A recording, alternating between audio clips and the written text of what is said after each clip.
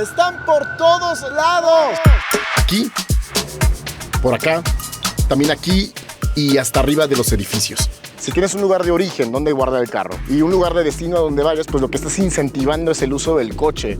Porque sí, la ciudad se planeó para que todos los coches tuvieran un espacio donde llegar y donde transitar. Pero, ¿qué pasa entonces con las personas? Si yo te facilito que en todos tus destinos haya un cajón de estacionamiento para ti esperándote, en tu gimnasio, en tu escuela, en tu universidad, en tu trabajo, el incentivo es muy fuerte a que tú hagas todos esos trayectos en coche, porque como que te la facilitamos. Y hay un montón de estacionamientos que siguen vacíos en un montón de lugares la mayor parte del año. Poco a poco, los estacionamientos están arruinando tu ciudad.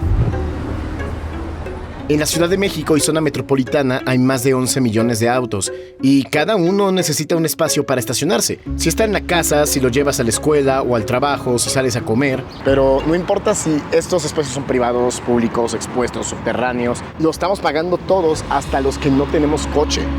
Cada coche o camioneta normal necesita un espacio de al menos 12 metros cuadrados para estacionarse.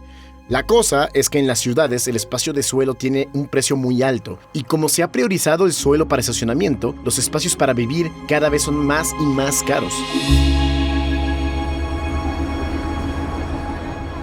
Como ejemplo, un edificio de 10 pisos en una colonia céntrica de la Ciudad de México, cada nivel de estacionamiento subterráneo puede costar alrededor de 7.5 millones de pesos. Durante años fue obligatorio que los edificios tuvieran cajones de estacionamiento por cada tantos metros cuadrados, así que agregar 1 o 2 sótanos significa entre 7.5 y 15 millones de pesos adicionales al proyecto. Ese sobrecosto termina integrado al precio de los departamentos y también al de las rentas, incluso en zonas donde mucha gente no usa coche, porque hay metro, hay bici o transporte público.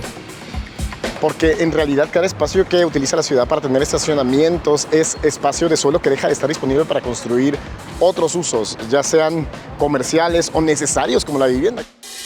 Y a ver, esos 12 metros pueden parecer poco hasta que lo comparas con, por ejemplo, un departamento en venta, que hay desde los 48 metros cuadrados, o sea, 4 espacios de estacionamiento. Para mí, el tema del estacionamiento es eso, que deja a las personas sin vivienda. Podríamos atribuirle, además de la gentrificación en las grandes ciudades, además de todos los factores que influyen para que el precio de la vivienda suba, ¿se lo podríamos atribuir también al estacionamiento? Sí. De hecho, Henry Grabart, que escribió un libro documentando muchas cosas en Estados Unidos, él dice que se eleva el precio de la vivienda o de N cantidad de construcciones un 45%. Y a mí se me hace muy leve. Es que en Estados Unidos, que es donde se inició esta obligación de construcciones de estacionamiento, hay 7 espacios de estacionamiento por cada vehículo, pero allá también la gente tiene problemas para encontrar vivienda accesible y asequible. Inés me explicó que existe una relación entre una zona con mayor número de cajones para carros y el costo de la renta. Y en la Ciudad de México esto no fue porque sí, sino porque se trató de una política pública. Consideramos que los estacionamientos deben de formar parte de una política integral. La cosa es esta, hasta antes de 2017 la Ciudad de México obligaba a las nuevas construcciones a tener un mínimo de cajones de estacionamiento según su tamaño y su uso. Esto era una obligación para todas las nuevas construcciones. Por ejemplo, para viviendas se tenía que tener de 1 a 3 cajones por cada departamento acaso según su tamaño. Y esto era un requisito para que las desarrolladoras pudieran obtener una licencia de construcción, sin importar si en la colonia donde se edificaba estaba bien conectada con transporte público. Porque sí, con un transporte público eficiente debería de haber menos coches en circulación, pues es menos contaminante y se eficienta el tráfico. La idea detrás de esta norma impuesta en 2004 era que al tener muchos estacionamientos, esto ayudaría a evitar que haya tráfico en las calles. Pero esa solución, aunque no tenía como objetivo promover el uso de coche, fue una más de las políticas pensadas para los coches y no para las personas, los peatones. Todo empieza porque las calles se llenaron, ¿no? Oye, es que ya no hay lugar y aquí no hay lugar y allá no hay lugar y no sé qué y tal. Y se arma, digamos que un conflicto social. La lógica detrás de esta norma puesta en 2004 era esta. A ver, si aseguramos un lugar de estacionamiento para todo el mundo, la congestión vehicular va a bajar. Pero esto resultó en lo contrario. En 2014, 10 años después de que se implementó esa norma, se hizo una microsimulación de tránsito en la colonia Doctores de la Ciudad de México, para ver qué pasaba si agregaban más cajones de estacionamiento en una zona con acceso a metro y metrobús. El tráfico aumentó y lo que se llama la hora pico pasó de durar aproximadamente 2 horas a 4 horas por la cantidad de personas que usaban el carro para ir de un punto al otro, aunque sea en la misma colonia. Con esta evidencia, en 2017, activistas urbanos y organizaciones lograron revertir esta norma.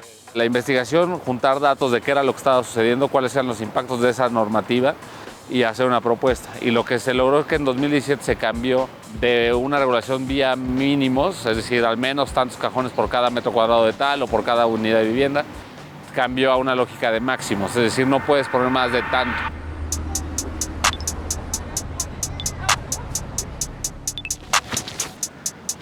Esta construcción masiva de estacionamientos durante más de 15 años lo que hizo fue encarecer la vivienda en las zonas céntricas y de alguna manera también hacer ver al carro como una necesidad básica, porque si estás asegurando un lugar de origen y destino todo el tiempo a todo el lugar al que vayas, pues bueno, la gente empezó a acostumbrarse a esto.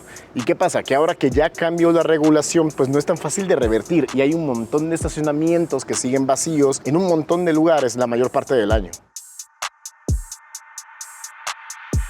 ¿Los estacionamientos están arruinando las ciudades o arruinaron las ciudades? 100%. Toda la visión cochista que tenemos de varias décadas, desde la época de la industrialización que nos hizo como tratar de eficientizar tiempos, eso es lo que nos está haciendo daño. En términos específicos del tema de los estacionamientos, pues es consumir suelo, ¿no? Y el consumir suelo, ¿a qué nos referimos? Estamos consumiendo suelo vegetal, estamos consumiendo áreas de absorción y filtración de agua. Entonces, todo ese espacio que pudo haber sido un espacio público, un espacio de convivencia, un espacio de interacción, de deporte, pues lo estamos destinando a solo aparcar el coche, ¿no? Pero entonces, ¿qué es lo que se puede hacer? Busqué algunos ejemplos de lo que se ha hecho en otras partes y ciudades del mundo y me encontré con el caso de Minneapolis, por ejemplo. Así se veía la zona conocida como el Downtown East antes de 2013. Manzanas enteras de estacionamientos que solamente se llenaban una vez al año durante el Super Bowl. Y así es como se ve ahora. Desarrollos de uso mixto, edificios residenciales, oficinas, comercios y espacios públicos. Y dicen que con esto solucionaron el problema de estacionamiento, mejorando la integración con el transporte público porque ahora la gente llega en transporte a ver el partido. O sea, suelos estaba destinado a estacionamientos y si no se van a usar esos espacios porque no se necesita ya el coche para llegar a lugares, pues pueden destinarse a viviendas, por ejemplo. En este momento en la historia en la que a los jóvenes nos está costando tanto trabajo encontrar un espacio donde vivir.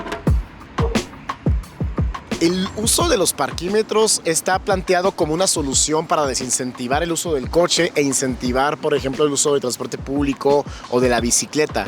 En la Ciudad de México actualmente el sistema de transporte es operado en 2 modalidades, en las que participan entidades públicas y empresas concesionarias. De todas las ganancias, solamente el 30% se queda al gobierno de la ciudad para mejoras urbanas.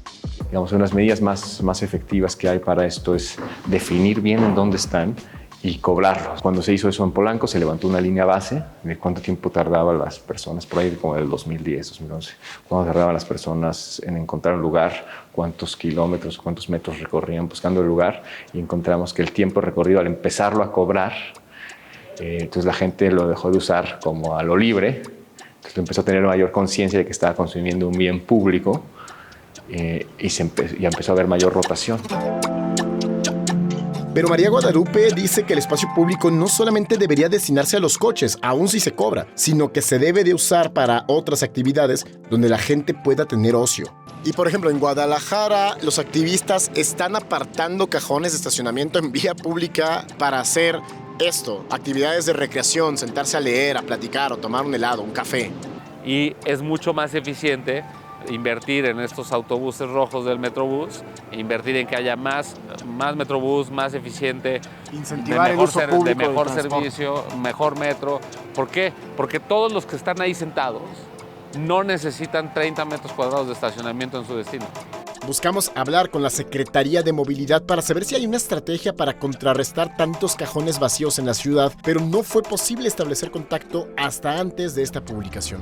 ¿Tú qué opinas sobre todos estos espacios muertos que hay en la ciudad? Déjalo en los comentarios, dale like y suscríbete si todavía no lo has hecho.